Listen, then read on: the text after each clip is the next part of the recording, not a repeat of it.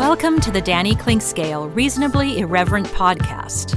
Insightful and witty commentary, probing interviews, and detours from the beaten path.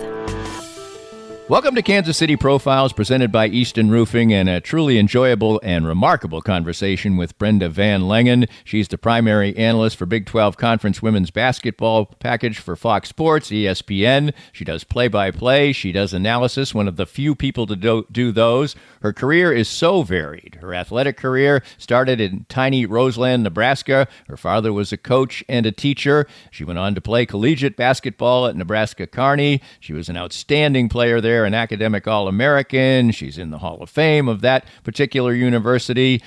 She went on to be a coach at the nearby high school and then at the University of Nebraska for 5 years. But then it was time to branch out to yet another part of her life, which was broadcasting.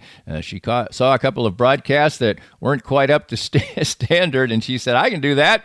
And she went on to do it and has done it for years. As mentioned, she does play-by-play and analyst work. She also has been involved with projects that have contributed to national broadcast and producing telestrating and other coaching-related activities as well.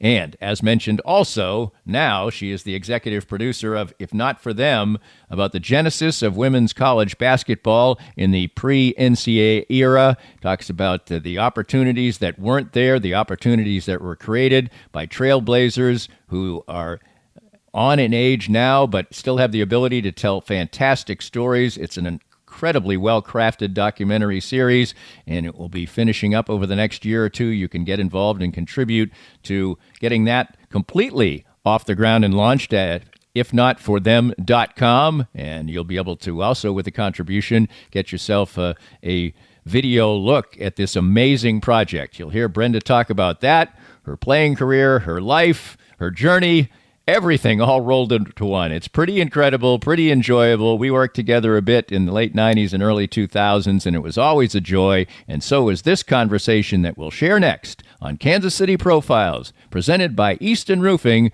with Brenda VanLengen. More of Danny's Reasonably Irreverent podcast after this. Hey Kansas City, Joe Spiker, Easton Roofing, back for another beautiful springtime in Kansas City. We are proud to announce our renewed partnership with Big Brothers Big Sisters of Kansas City. Starting in 2024, a portion of every job sold will be donated to a cause close to my heart. I was a big, and I encourage you to volunteer. And if you hire us for service on your residential or commercial roof, you'll know that a portion of the profits will go to a great cause. So call us at 913-257-5426. Easton Roofing. Integrity matters. Cinematic Visions has been an affordable solution for professional media production in Kansas City since 2003, offering award-winning video production and creation, as well as a wide array of digital and social media management services. From planning, scripting, filming, editing, and post-production, to delivering your product to a watching world, Cinematic Visions will provide professional and affordable services for you and your business with the necessary return on investment to make it all worthwhile. Cinematic Vision's goal is to unlock the power of storytelling through video and a strong online presence for your company. Beyond the numbers, they want to inspire and evoke your clients to feel and act. Let my friends at Cinematic Visions embed your brand where it belongs, in your customers' minds. You can find them online at cinematicvisions.com or with a quick phone call at 816-600-6300. If you'd like to join these and other fine sponsors and market your business on Kansas City's #1 rated podcast, contact us at danny@dannyclinkscale.com. Look forward to working with you. Brenda, you grew up in Roseland, Nebraska, or at least I know you were born basically while your parents attended Nebraska-Kearney, but tell us about Roseland as a young girl, a young Brenda VanLengen. Oh my goodness. Wow. We're going way back. Yeah. It was a really, really small, rural town, 210 people population. It worked out great for my dad because he grew up about 8 miles from there helping his father on his farm. So my dad was a teacher and a coach, and he helped his dad on the farm. So that was a big part of why we were there. And just, grew up, I was the student manager and the ball girl for my dad on his teams, and I grew up loving sports. And that's really how I got into sports. My dad was always really supportive, and it was a big part of my life. You played just about everything. That was kind of what people did, especially when they were very good athletes, track and volleyball, basketball, all of it. When did you see that you had a little bit of aptitude? Let me think. I did always love it. And just growing up in a small town and around Right. sports all the time, it just was part of what you did, right? And I think it was about in fifth grade, I went to a camp in the summer, an outdoor camp, and it rained one day, and we all went into this YMCA in Hastings, which was the nearby big city. Right. And we started playing basketball, and I was playing with all these boys, and I was holding my own and doing really well. And it was like, I might be okay at this game. And I think it really planted the seeds. And I played throughout high school, also volleyball and track and so forth. But it was just always a big part of my life. And I knew that I wanted to somehow continue to have sports involved with my life as I went forward. Your parents met while in college at Nebraska-Kearney, and we'll get to your history with that eventually as a loper. That's right. But what was your childhood relationship with your parents? Did you have siblings? What was that like? Well, as I mentioned, my dad helped his dad farm, so we did a lot of things on the farm. My dad was a coach, and so that was a big part of my life as far as sports. My mom never got a chance to participate in sports in high school because she grew up in the 50s and 60s, and that just wasn't an option. And I always tell people my mom is one of the most competitive people I know. I mean, if you play a game of cards or anything else against her, she is going to, work very hard to win and not feel bad about it. And so I think I got a lot of my competitive nature from her, even though she didn't get to play sports. But I was the oldest child. 4 years later, my brother was born, and then 2 years later, my sister was born. And, so we had a close-knit family. We all enjoyed sports. Education was very important, as my dad was a teacher, and, it was something that my mom always, being a competitive person, an achievement-oriented person, always encouraged us to get good grades and stuff. And so, we love playing games. We love sports, doing things together. And, it was a very small town, as I look back and have lived in much bigger cities, throughout the rest of my career. Opportunities were limited, but because I was in a small town, you got to do a little bit of everything. Right. So I played every sport. I was in the band. I was in the jazz band and the concert band and the chorus and, church youth group and all those things. So, I mean, it was a good childhood. I was able to really, experience a lot of things, even though it was a really small town. Was there any other journey for you except for going to Nebraska-Kearney, which wasn't really Nebraska-Kearney at the time, but what was there any chance we would go anywhere else? Probably not. No, I was pretty much destined. I was destined to be a loper. It was Kearney State College at the time, and because my parents had gone there, and like most every basketball camp I ever went to, or honor band, or whatever activities, usually 45 minutes away was Kearney, and so it was basically where I was going to go. And fortunately, the basketball coach there had come out to talk to me sometime in my high school career and had offered me a bit of scholarship money.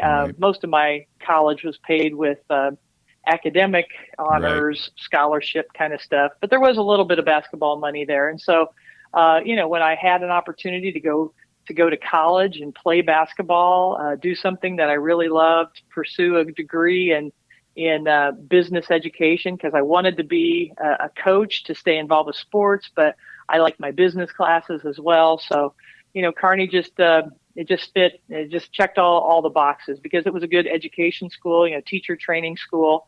And that's really what I had planned to do when I went to college.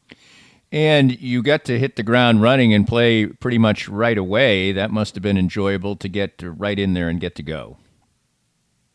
Yeah, when I got to Kearney, it was funny because, I'm almost 6 feet tall, and I grew up in a really small town, so I was definitely the tallest girl around whenever I played. I think there was only one other girl that I played against in high school that was taller than me.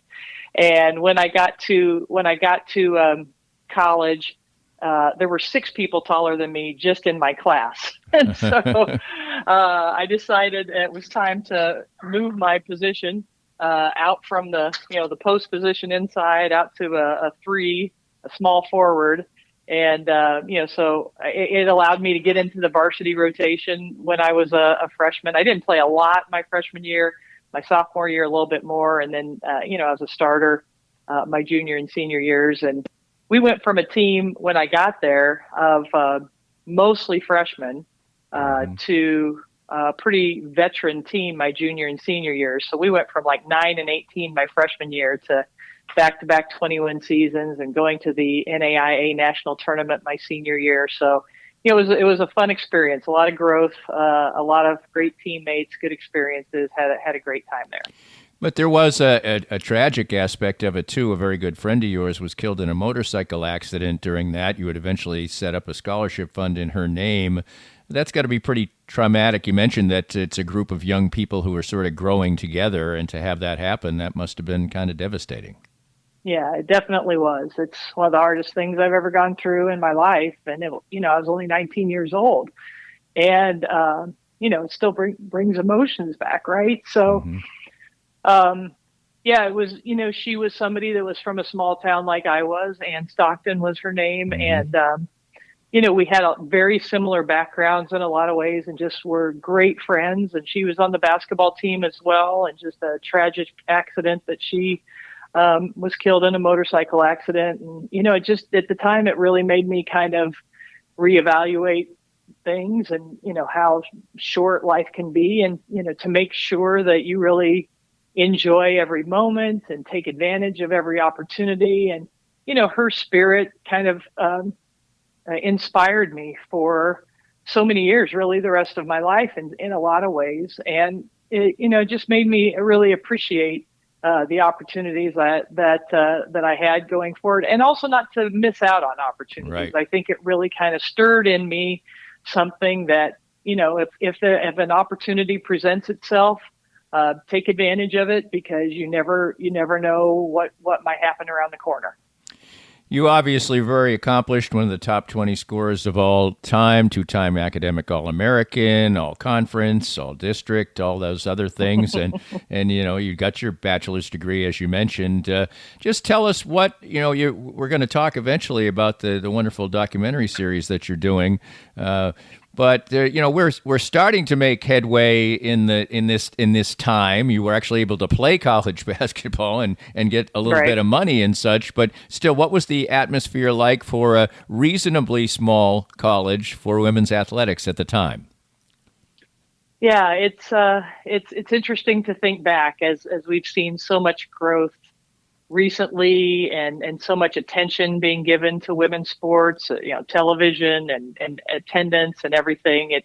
It definitely hasn't always been that way. Right. And, when I went to college, we got practice clothes and we got Converse basketball shoes. But we pretty much wore the same uniforms, I think, that they'd been wearing for quite a number of years before that.